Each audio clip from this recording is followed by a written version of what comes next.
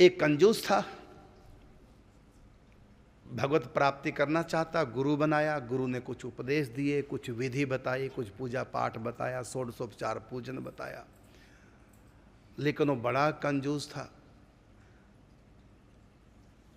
वो तो खाने में घी कम लगाता है, पैसा बचाता है, ज्योति जगाने में कहाँ से जलाएगा घी वो। लेकिन गुरु जी ने बताया, हर रोज जोत जगानी, अगरबत्ती जगानी, दूध का भोग लगाना। अब करने लगा, लेकिन खर्च बढ़ गया, घी का खर्च, अगरबत्ती का खर्च, माचिस का खर्च। था एक नंबर का कंजूस। कुछ समय के बाद गुरुजी आए। गुरुजी से कहा, गुरुजी ये कब तक करना पड़ेगा?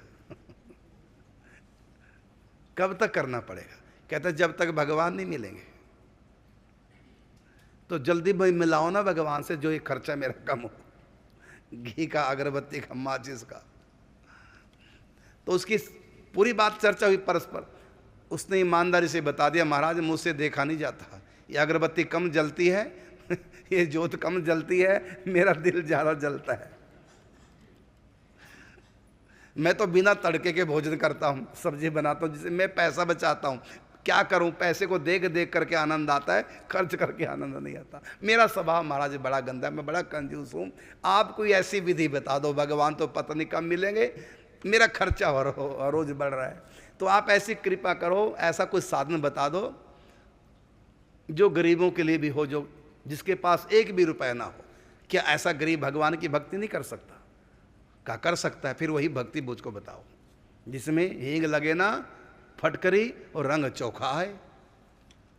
ऐसी कोई साधना बताओ जिसमें खर्च करना ना पड़े।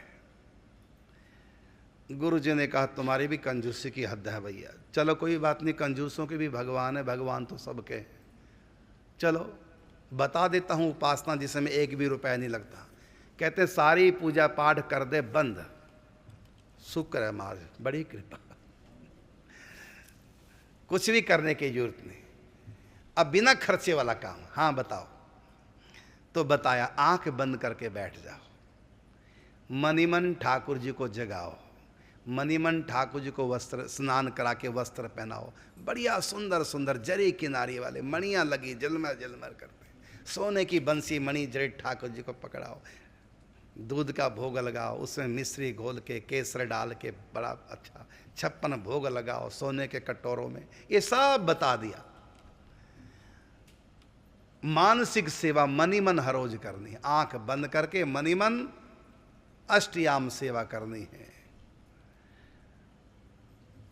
सीख ली, गुरुजी चले गए, ये बड़े आनंद में, ये बढ़िया, हींग लगे ना फटकरी, पूजा का फल पूरा मिलेगा, पैसा कुछ नहीं खर्च। अब आराम से बैठता है, अब हर रोज ठाकुर जी की सेवा करता स्टिया, करते करते कई वर्ष बीत गए।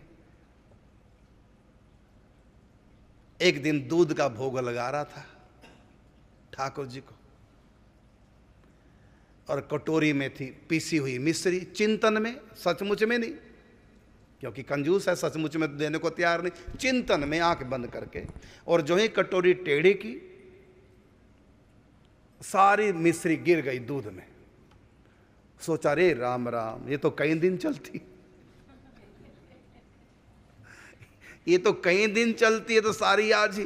तो तुरंत क्या किया, चम्मच लेके उसमें से निकालने लगा, निकाल के गीली गीली मिश्री अलग कि 2-3 दिन तक काम आएगी। मतलब ये व्यक्ति कंजूस भूल गया कि ये तो मैं खाली चिंतन कर रहा हूं, ये सचमुच में थोड़ी मिश्री गिली। इस बात का उसको ध्यान नहीं रहा, उसको लगा कि सचमुच में मिश्री का नुकसान हो गया।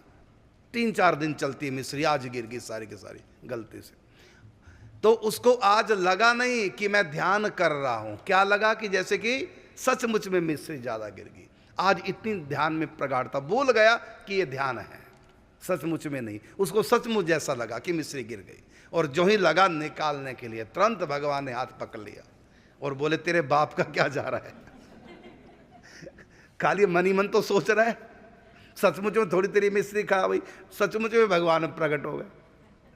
तो कैसे प्रकट हो गए भगवान? झूठे खेले सांची होई, और सांची खेले बिरला कोई। सचमुच में भोग तो गिने चुने लोग ही लगा पाते हैं, बाकी सब तो नकल करते हैं, और एक दिन फिर वो असल में रूपांतरित हो जाती है।